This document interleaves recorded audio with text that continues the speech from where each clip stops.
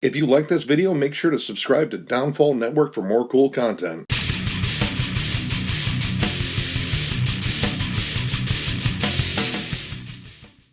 What's up everyone, Thralls Metal here once again. I'm Necrotic Nick, and I decided to do some more underrated albums.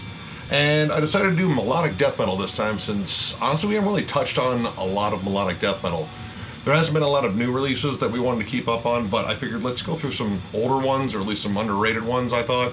And this is definitely like one of those genres I really got into at one point, namely in my 20s. I pretty much heard like At the Gates and In Flames and Soilwork and all that stuff right around my 20s, about the early 2000s, and then pretty much I bought anything that had for fans of those bands, and I discovered a lot of cool stuff. Now, there's a lot of stuff that kind of got lumped in with the metalcore pack because at that point metalcore was very popular, and there were a lot of bands that kind of straddled that line between both. So there are some on here that kind of have one foot in one genre, one foot in the other, but for the most part I went for ones that have a foot firmly planted in melodic death metal. And I also pretty much checked Encyclopedia Metalum just to make sure that at least every band on here had melodic death metal mentioned, at least as part of their style. So let's get into it. Becoming the Archetype, Terminate, Damnation. This is an awesome Christian death metal band, or melodic death metal band rather, that came out in the mid-2000s. This was their debut, came out on Solid State Records, which was pretty much known for predominantly metalcore. This was one of the best releases they put out this time because this was definitely way more melodic death metal than anything else. Now, there are metalcore aspects. You have very metalcore-ish breakdowns that pop up on here, but most of this is very progressive, technical, melodic death metal. Lots of Opeth nods, and lots of nods just straight up death metal too. Like, this is a very heavy release, but also very atmospheric, very melodic, and even some tech metal leanings on here. This was an awesome release, and I think people just kind of lumped it in with the metalcore pack. And pretty much the cover had me right from the get-go because that's Dan Seagrave, and I pretty much love all things Dan Seagrave because he's a brilliant artist. But yeah, the music inside was worthy of a Dan Seagrave cover because this is some awesome melodic death metal. Again, much more technical than, you know, your more straightforward bands like At the Gates and In Flames and such, but really solid stuff. Now, unfortunately, this band is pretty much on hiatus, at least as far as I know. They put out a few more releases after this that were also really good, but I would love to see them come back because this is an absolutely amazing album, and their other albums are really good too. I just think this debut in particular just came out swinging. So yeah, if you're looking for something that is fiercely technical and progressive, and it's not like super Christian where it's very preachy all the time, and they pretty much skip over any clean vocals really. It's all harsh vocals, and man, they range from like the deepest roars to really awesome screams. Definitely check this out. This was an underrated gem in my mind. The Arcane Order, Machinery of Oblivion.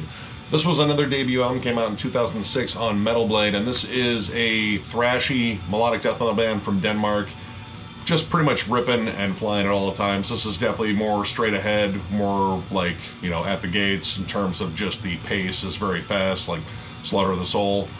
Some industrial leanings on here and some keyboard bits, but it doesn't overpower the music. This is very riff driven, lots of groovy breakdowns, not very metalcore ones. They still scream very much death metal. And I'd have to say the lead work on here is really solid. Really catchy. I think there was only one song on here that I really didn't get into just because they tried squeezing in some clean vocals that really didn't work. But for the most part, solid release. They have some other releases I still have yet to check out, but I really enjoyed this one, and I've had it pretty much since it debuted, so definitely check this one out. Some solid underrated stuff. Thine Eyes Bleed, In the Wake of Separation. Another debut album. This came out in 2005, and this features Tom Araya's little brother, John, on bass. And this is pretty much straight up melodic death metal, except it's very raw.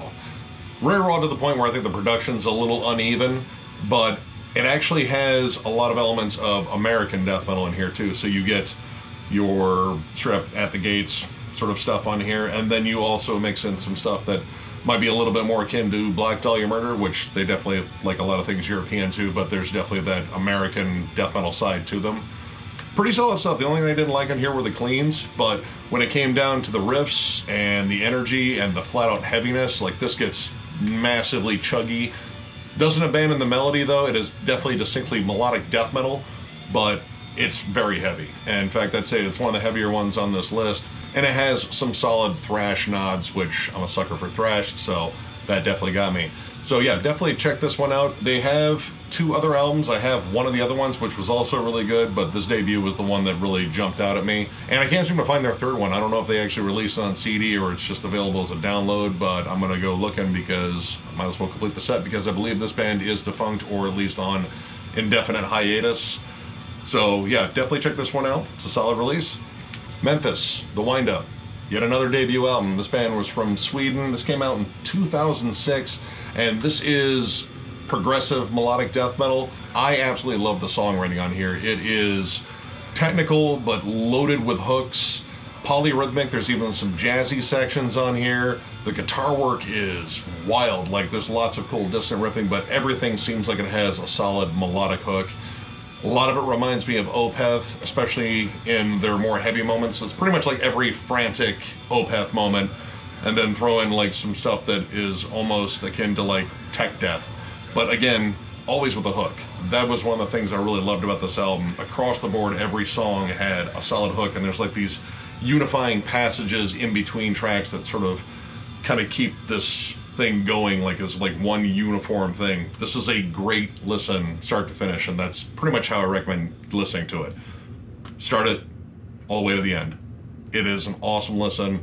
Definitely check this one out. I think they have a couple more albums. I have yet to check them out, but this came out on Dental Records, but through Candlelight USA.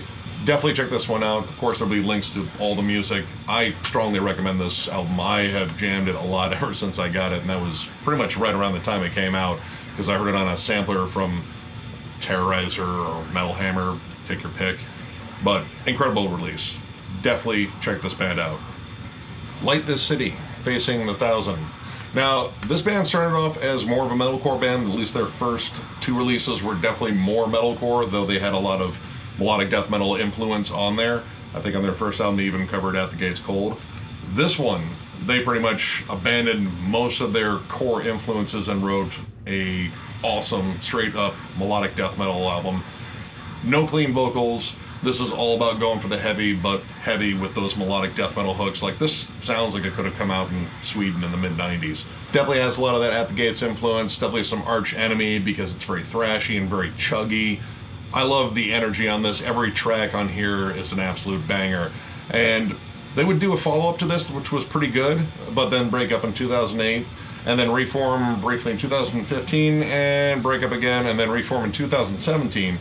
And I believe they're still around, and I think they are possibly working on more stuff. Either they put out another album, which I don't own, and I'm probably going to have to check it out because I'm really curious as to what it sounds like, because if it sounds anything like this, I'm definitely interested. Now again, this band definitely kind of walked that line between metalcore and melodic death metal, but I would say this album is 100% melodic death metal, or at least like 95%. Definitely check this release out. It is an absolute banger. Again, start to finish. Just every track was ripping. Check it out. Enforsaken, The Forever Endeavor. This came out in 2004 on Olympic Records, which is unfortunately a defunct label, but I got into a lot of cool stuff courtesy of Olympic Records, like Incantation put out, I believe, at least 2 albums on there, sort of aborted. And this even came with a sampler for it, which included stuff from Vital Remains, Behemoth, Immolation, and more. They were also tied with Century Media. But this was a straight-up melodic death metal band from Chicago. They only put out 2 releases and broke up in 2006, but this was their debut album and it was absolutely killer. This is just straightforward melodic death metal. Sounds like it came out in Sweden in the 90s. This one actually has more of that early In Flame sound where they incorporated like a lot of folk melodies in there, but of course they were done very heavily and it just sounded like flat out metal. Great guitar work, great sense of melody throughout. Pretty solid clean vocals too. I pretty much didn't have a problem with any track on here. Every track on here is great. And I've been listening to this for a while and it was kind of fun digging this one back up because I hadn't jammed it in forever. Solid, straightforward, melodic death, fiercely underground. Definitely check this one out. It's a solid release. The follow-up was pretty good too, but this one is an absolute banger. Check it out. Callum Circle, My Passion, Your Pain. This was this band's fourth album, came out in 2003 on Melodic Records, and these guys are from the Netherlands and pretty much play straight up, no frills, melodic death metal. A lot of this stuff is very much in the vein of like Hypocrisy and At the Gates, of course, but for the most part it keeps a fast, thrashy, aggressive feel throughout. There are some like industrial nods in here, which, you know, I guess that was kind of a thing, at least as far as like throwing in a little splash of something in the mid-2000s, yeah, a little drum loop. It doesn't overpower the record, luckily. It does sound a bit generic coming back to it after all these years, but it's still really good, and pretty much, while it may sound like, you know, any other melodic death metal band, it was executed really well, and that was the thing I really liked about it. Now, these guys broke up a few years later, in fact in 2007, and that was pretty much it for them. I think the follow-up album, they leaned a little bit more towards the industrial side, and I guess it didn't go over that well with their fan base. But this one, if you're just looking for some straight-up melodic death metal, no frills, just, you know, give me that at the gate sound, check it out. It's a good listen. Estuary, The Craft of Contradiction. This came out in 2007 on Ibex Moon Records, and this is a band from my home state. They are from Cincinnati, Ohio, and they play a style of melodic death metal that is fiercely thrashy. And it takes a lot of nods from straight up death metal too. Like, it's pretty much like DSI, but mix that with like Carcass, circa Heartwork, of course. The vocalist, her vocals are predominantly in that old school death metal feel, like they are very deep and guttural. Occasionally she has a high scream on there, but for the most part they stay fiercely deep and fiercely evil sounding. Every song in here is high energy, very thrashy, very chuggy, lots of cool lead work on here. And this was only, I believe, a two-man project, or rather a man and woman. She did all the vocals and he pretty much played everything on here, and it sounds awesome. Now, I believe this band is still around, at least it says they're on hold or on hiatus, and this was their last release, which 2007 was quite some time ago. And I would definitely like to hear more from this band, because this is an absolutely killer album from start to finish. If you like your melodic death metal more like death thrash and then melody, definitely check this out, because this is an absolute banger. Miseration, Your Demons, Their Angels. This came out in 2008 on Life Force Records, and this is the band's debut record. And this was a two-man project in the studio. One of them happened to be Christian Alveston. I think I'm pronouncing his name right. Probably not. Anyway, he's the former vocalist of Scar Symmetry in their early years, and fantastic singer, fantastic growler. Most of this is growling. Now, honestly, I prefer if it was all growling on here. Not that I have a problem with his clean singing, because he's an exceptional clean singer. It's just, I think it was too clean for what they were going for here, which was a very heavy style of melodic death metal. There's a lot of big syncopated chugs, a lot of those Fear Factory staccato, you know, like pulsating drums and such, like very galloping.